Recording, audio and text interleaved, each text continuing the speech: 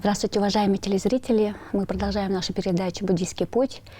И на прошлой передаче мы рассказывали о ретрите, как вот проходил ретрит последний раз у нас в республике.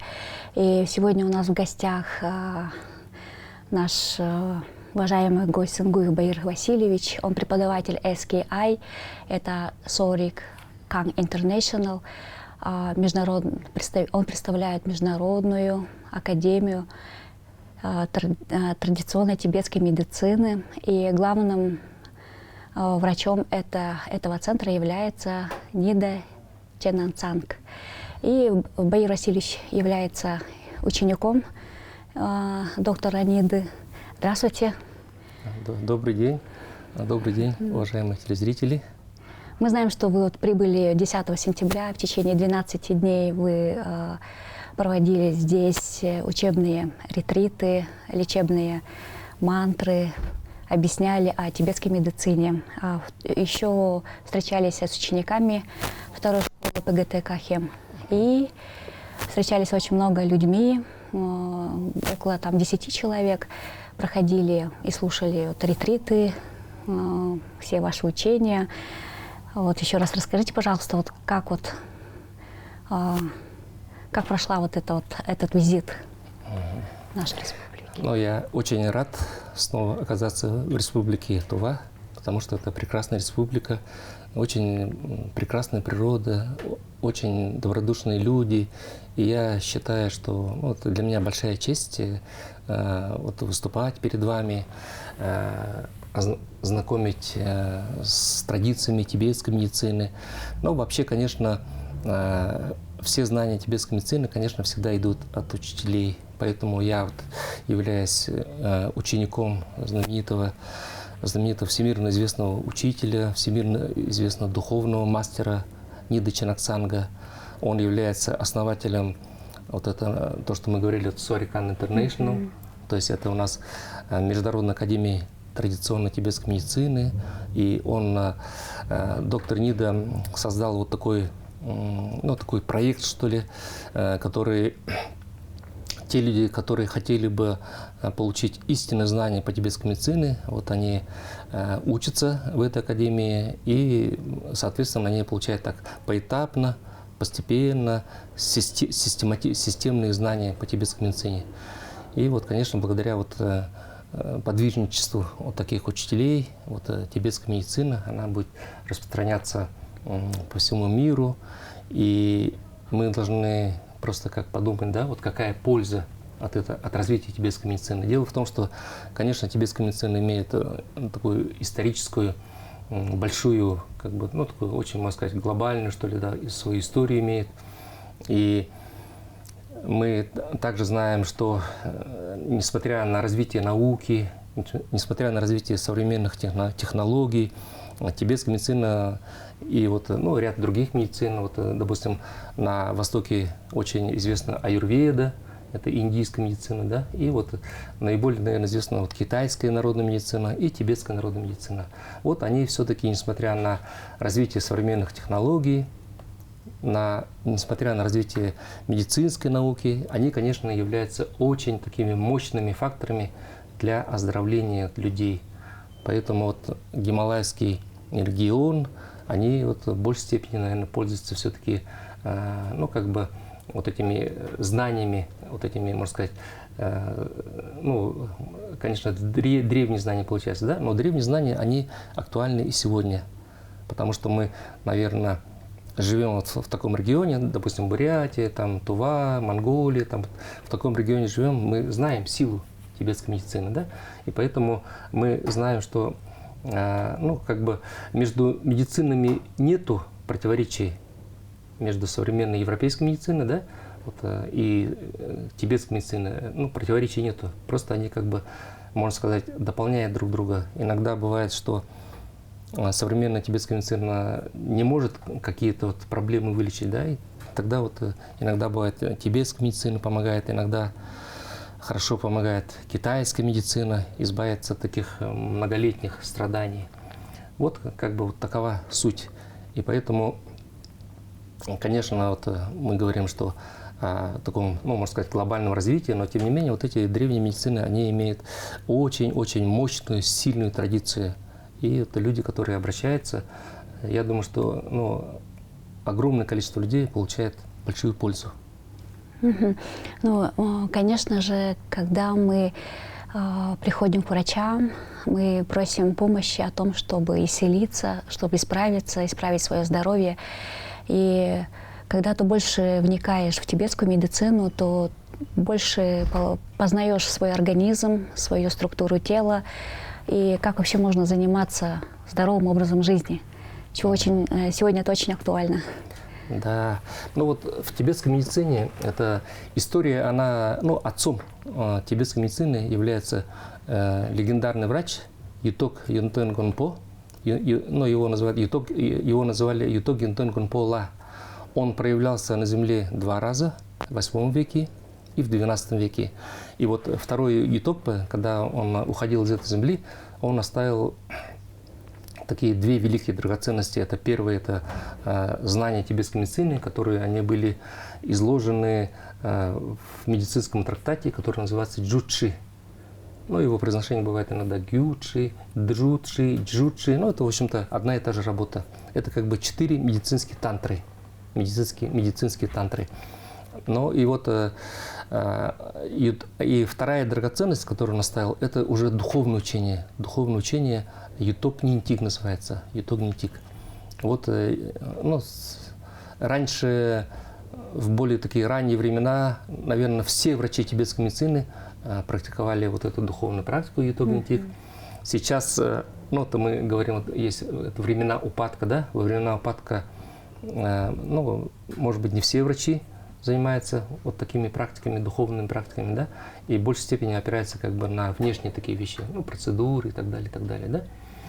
И вообще просто, когда мы говорим о тибетской медицине, вот видите, здесь вот Юток Юнтен Гонпо вот объяснял, что наши все проблемы, они лежат, ну, как бы, основой их является как бы кармическая основа. Кармическая основа. То есть кармическая – это то, что мы совершаем какие-то действия телом, речью, умом, они как бы сохраняются. И ну, благие деяния у нас это, ну, это уже в большей степени, как, наверное, касается как духовной части, да? Но тем не менее это надо знать, потому что наши благие деяния, они дают плоды благие для нас. Неблагие деяния, они сохраняются и потом всходят как ядовитые плоды. И поэтому мы ощущаем несчастье, ощущаем там разные, ну, скажем, болезни, ощущаем вот таким образом. И вот Юток Юнтен Гонпо объяснял, что самые-самые как бы первичные, самые глубокие корни болезней, они лежат всегда на уровне ума. И у нас вот здесь тибетская медицина, и в данном случае буддизм, они совершенно одинаково рассматривают, потому что вот эти глубокие корни – это неведение, ну, как непонимание истинной реальности. Потом гнев и страсть – это самые-самые глубокие вот эти корни болезней. Ну и потом говорится также о вторичных причинах болезней. Вторичные причины болезней для современного человека более понятны. Почему? Потому что там говорится, это неправильное питание, неправильное поведение. Потом говорится о том, что, ну, есть такое слово, понятие провокации, да, когда мы делаем много негатива в природе, это как бы природные силы, они возвращают нам обратно. Вот это называется провокация. И вот провокация, вот это тоже такая болезнь есть. И 4-я причина, это является сезон или климат. Сезон или климат. Вот, допустим, у вас Тува, Бурятия, вот, допустим, ну, есть регионы очень холодные, да, в мире, есть регионы сухие, жаркие, да, есть очень влажные. То есть вот этот климат или сезон, они тоже на нас влияют, на наше здоровье. Но самая глубокая причина – это все-таки вот эта карма, вот это наша карма, и вот эти, как бы, называется яды ума. Это вот неведение, гнев и страсть. Это самое главное, яды ума. Они создают вот эти все причины болезней. И вообще Юток Юнтен Гонпо там в будни медицины говорится, что болезни их вообще 84 тысячи. Ну, там это вот это наши негативные болезни вообще считается как бы, основных болезней это 404 болезни считается, а вот 84 тысячи это вот эти, называются клеши, это яды ума наши, вот которые они потом, они как бы вначале содержатся в уме, и когда вот этот наш ум вот это загрязненный, он создает причину для вот этого болезни тела. Потом уже когда на тело выходит болезнь, мы иногда не совсем понимаем, вот, почему вот со мной так случилось, да, почему вот я болею, да, но вот эти глубокие причины заложены нами сами, вот, кармическими нашими действиями.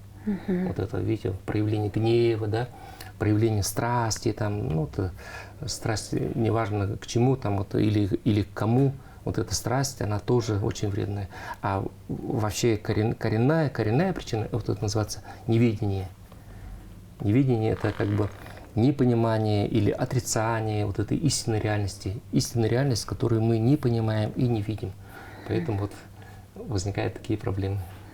Просто человек, когда старается исцеляться, старается очистить свои вот негативные проявления ума, хочет быть здоровым, стремится к здоровому образу жизни, он поневоле ищет эти знания. И когда, ну, например, вы в апреле же были в первый раз, да? То есть когда мы первый раз встречались в этой студии, и потом, когда мы второй раз встретились, вы спросили меня, вы читали что-нибудь, и на самом деле, ну, от разных обстоятельств человек, вроде все, тут как бы книги есть, но мы не читаем их. А потом, когда вы второй раз сказали, что нужно это все прочитать, я прочитала, и я просто удивилась, что есть такие книги.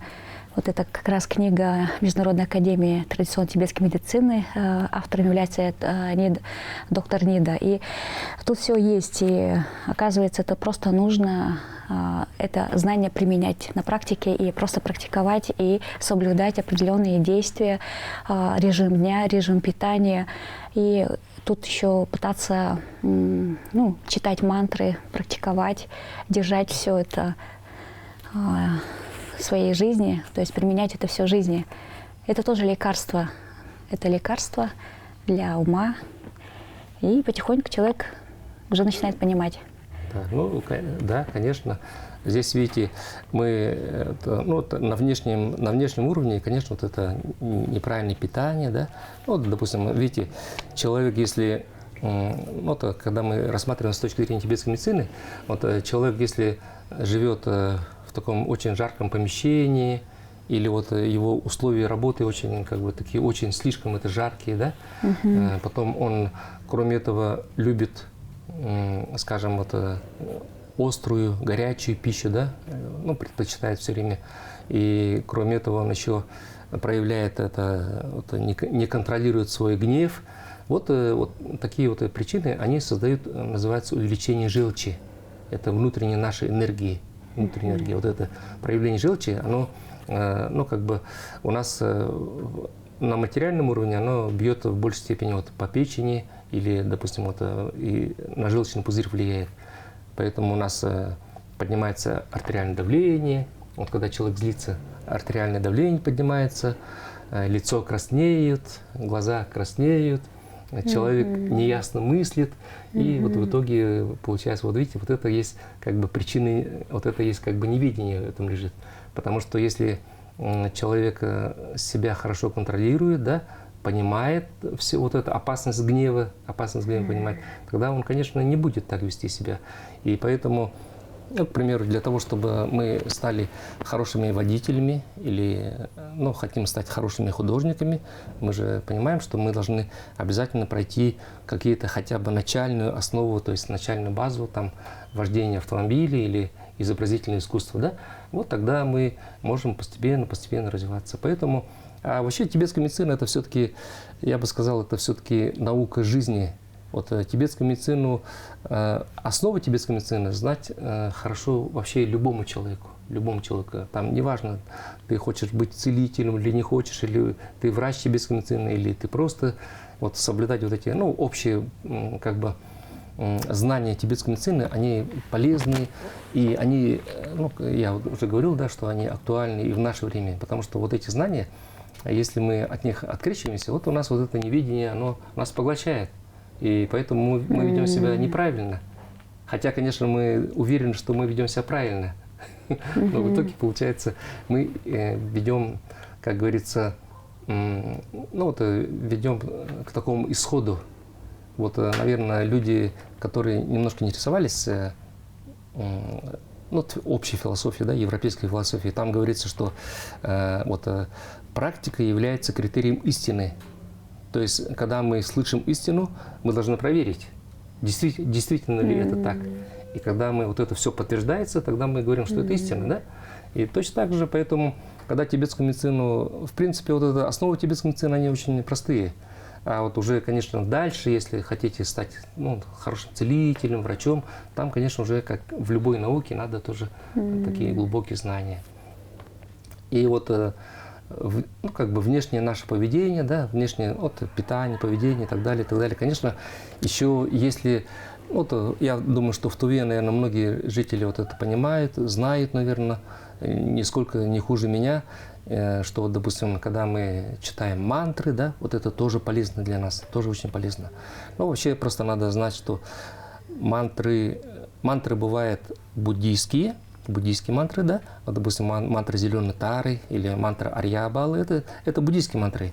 Они созданы для того, чтобы мы искоренили вот это неведение и достигли пробуждения. Это результат будет не быстрым, но это большая работа. А вот есть еще лечебные мантры. Лечебные мантры – это такие мантры, которые, это, ну, можно сказать, вибрация звуков, которые могут излечивать нас в этой жизни. А тогда, когда ты читаешь мантру, ты больше концентрируешься на этом звуке, да?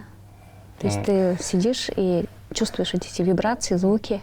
Да, конечно, когда читаешь мантру, там это, вот эти отвлечения, они не совсем правильны. И любое как бы чтение мантры, это чтение лечебных мантр, это, в общем, метод очень простой, но, конечно, надо тоже соблюдать определенные правила. Это мы даем обычно вот во время курсов, потому что в рамках ну, как бы нашего разговора, телевизионного разговора, мы, конечно, не можем, да, там, скажем, вот, все там сделать. И поэтому это также опять мы вернемся, вот помните, это вождение автомобиля. Чтобы водить автомобиль, мы должны не только купить автомобиль, да, и знать, как нажимать на газ и на тормоз, но и должны мы знать правила. Когда мы правила не соблюдаем, тогда мы очень быстро уедем в кювет или еще куда-нибудь дальше уедем. Поэтому вот это как бы вот эти, ну, своего рода как техник безопасности, что ли, да, вот эти инструкции, вот это есть правила. Вот, к примеру, если мы хотим заниматься даже вот лечебными мантрами, да, лечебными мантрами могут заниматься все люди. Это не важно, там, ты буддист, шаманист, атеист, это не важно. Просто мы читаем эту мантру, вибрация этой мантры, она создает такой-то лечебный эффект. И вот здесь, ну, вот, в этом отношении здесь, я говорю, лечебные мантры практиковать достаточно просто. Ну, вот соблюдение некоторых правил. К примеру, если мы занимаемся лечебными мантрами и, допустим, любим, вот, скажем, пустословить, или же, к примеру, вот мы, ну, иногда лжем, тогда вот эта мантра, она перестает так сильно работать. То есть мы должны соблюдать вот эти некоторые моменты. Или, к примеру, мы, скажем, вот один из этих, ну, как бы требований, да, мы не должны курить. Потому что если мы начинаем курить, то вот этот дым, который проникает в наши тонкие каналы, он моментально как бы иссякает силу вот этих мантр. Поэтому вот мы должны тоже соблюдать, конечно, некоторые правила. Вот еще 17 сентября прошло занятие по сикджору, то есть это гимнастика, суставная гимнастика. Немножко расскажите, как вот это все проходило? Ну вот в тибетской медицине, конечно, бывают разные методы, да? Разные методы лечения. И вот один из методов лечения – это суставная гимнастика. То есть это похоже на, ну, физкультуру, да? Там это похоже на физкультуру. То есть это что мы делаем? Пациент, он находится в расслабленном состоянии, а мы делаем специфические движения с его суставами. И вот эти движения его суставов, растягивание, там, в некоторых местах там вот как бы скручивание и так далее, вот эти натягивания, да, они создают эффект не только для кровеносных сосудов, не только там, допустим, для суставов, мышц, связок, да, она еще очень хорошо влияет на наши тонкие каналы, потому что я думаю, что люди, современные люди, наверное, может быть, немножко знают, да, что у нас есть не только материальное тело, да, а у нас есть более тонкое тело. Люди вот часто сейчас говорят модные слова, там, чакра, да, там, каналы, не всегда ясно представляют.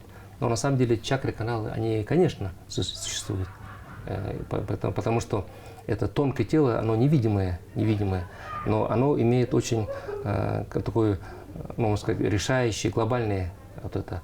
И поэтому вот эти, когда мы мантры начитываем, да, вот эта сила мантры, она накапливается в наших чакрах и каналах. И поэтому вот я говорю, то если мы начнем читаем мантры, допустим, да, лечебные мантры или буддийские мантры, и курим, вот эта вся сила мантры, она мгновенно иссякает.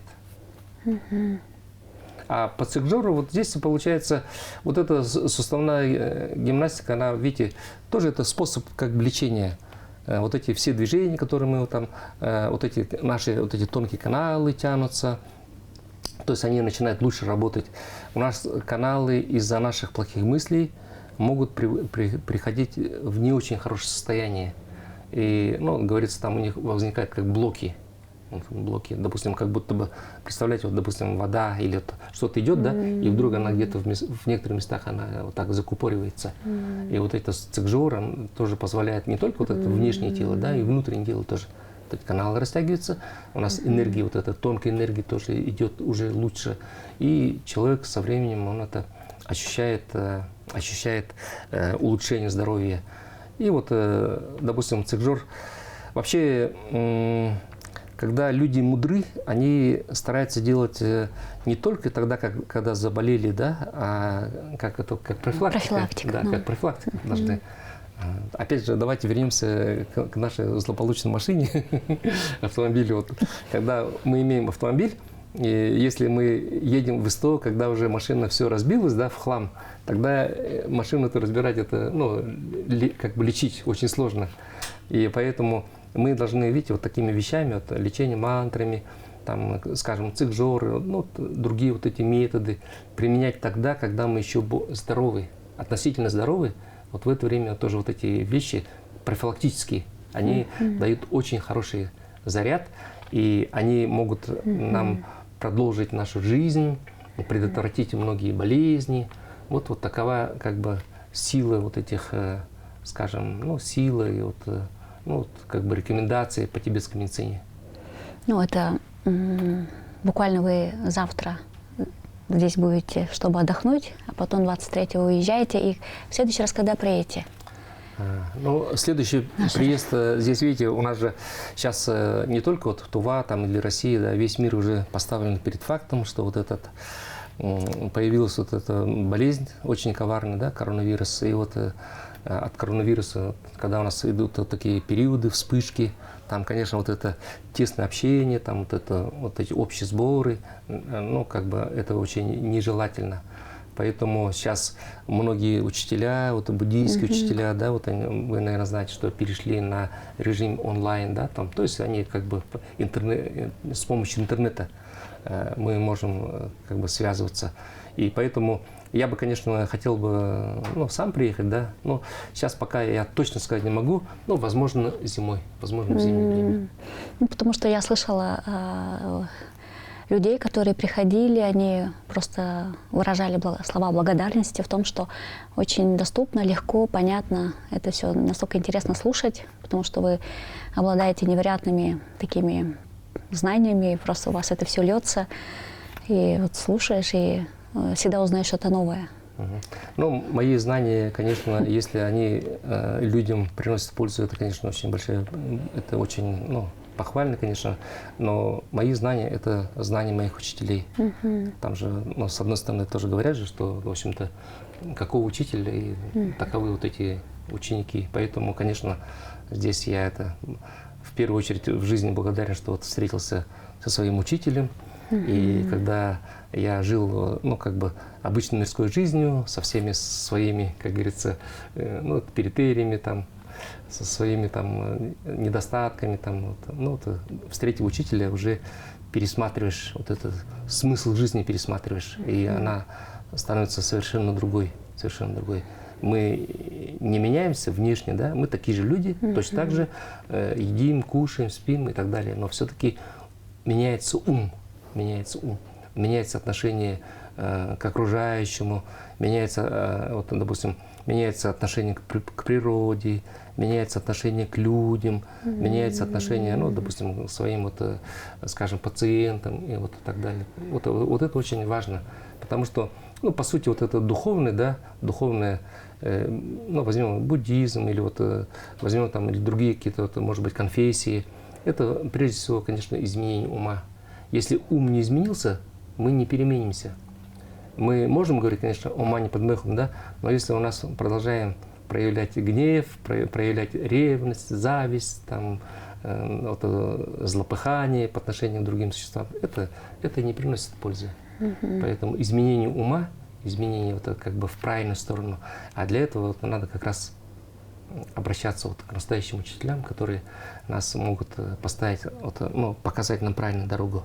А вот идти по этой дороге или не идти, конечно, это мы решаем сами. Мы должны сами решить. У нас как передача называется «Путь», буддийский путь. И этот путь возможен на самом деле благодаря учителям. И мы будем ждать учителя, доктора Ниды, чтобы он приехал, чтобы создали все условия. И всех тех, кто интересуется лечебным делом, целительством, тибетской медициной, то мы приглашаем в ПГТК «Хем» в Дуган, Хюре, зеленую тару. И вы можете связаться с Зинаидой Дожуевной. Ее телефон 8 923 344 09. Еще раз 923 344 44 09, чтобы вы могли тоже принять участие в облагораживании Дугана, чтобы в дальнейшем можно было уже послушать дальнейшие лекции, чтобы можно было попрактиковать, почитать там мантры, провести ретриты и, может быть, провести какие-то процедуры в этом Дугане. Просто я слышала, что там еще и будут проводить йогу, может, медитации, все, что касается вот тела, сила духа. Да, ну вот такой, если у нас в Туве тоже вот разовьется такой, для начала, конечно, небольшой центр, да, я думаю, что люди смогут тоже получать знания тибетской медицины, и вот, конечно, будем молиться, чтобы и учитель, вот доктор Нида тоже посетил Туву, и вы получили вот знания от истинного мастера тибетской медицины. И, конечно, это уже накладывает на нашу жизнь уже как бы такой большой, глубокий отпечаток. И я хотел бы, чтобы все жители Тувы, конечно, все жители России, всего мира, всего, что как бы вот это необъятного, все, что живое есть, чтобы оно имело причины для счастья, чтобы оно не имело причин для страданий. Вот это очень важно. Ну и Тува-то тоже имеет такой большой потенциал, как Бурятия, потому что тут есть и лечебные лекарства, конечно, люди, обладающие определенными способностями. И к вам приезжают со всех концов, с Мюгын-тайги, разных районов. И мы ждем всех вас еще раз в Дугане «Зеленая тара». Это ПГТК «Хем». Надо сесть на маршрутку номер 3 и дойти до Дугана, спросить, поинтересоваться. Там есть очень хорошая библиотека, можно найти книги. Тут книга называется «Путь к радужному телу» доктора Ниды. И там очень большое разнообразие книг по тибетской медицине. И мы очень благодарим Аянол Пашке, который как раз пригласил нашего гостя, создал все условия. И мы будем очень ждать вас. Мы будем скучать, и приезжайте к нам в нашу республику еще раз, чтобы подарить нам эти знания по тибетской медицине. Мгм. Ну, в пределах тех знаний, которые я знаю, конечно, я готов делиться, потому что это, ну, как бы, это очень благое дело, когда ты сам знаешь и что-то умеешь, ну, то можешь вот передать другим людям вот эти, ну, вот, доступные знания. Это очень важно.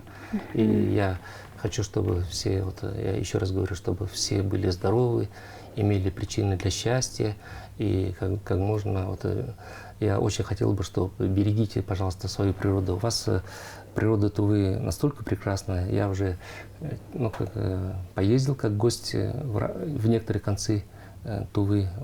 Природа Тувы, она прекрасная. Она не ну, как бы первозданная, сильно не затронута там вот этим экономическим вот этим развитием, да, таким. И поэтому это, я считаю, что огромное преимущество.